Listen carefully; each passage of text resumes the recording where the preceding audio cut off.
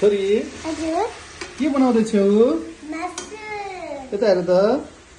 कस्तो बच्चा मासु मिठो छ के हालेर बनाउँछौ नि मासु छोरी भनिदेऊ त सुरुमा के हाल्छौ तेल अनि त्यसपछि के गर्छौ नि त्यसपछि एकछिन ताप्न दिन्छु अनि यता हेरेर भन न अनि प्याज हाल्छु त्यसपछि के हाल्छौ नि अनि त्यसलाई मजाले चलाएपछि प्याज लसुन हालेर अनि मासु हालेर चलाउँदैछु अनि त्यसपछि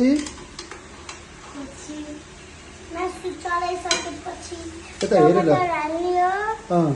अनि नुन हाल्यो बेसार हाल्यो अनि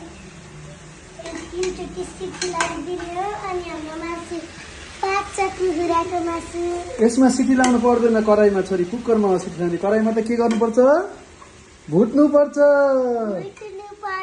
भुटेर रातो भएपछि पाक्छ अनि खान्छौँ भातसँग कसरी खाने नि गम गम गम कस्तो हुन्छ अनि मिठो यता हेरेर भनिदेऊ न कस्तो हुन्छ मिठो हुन्छ हो यहाँ छ हड्डी के हुन्छ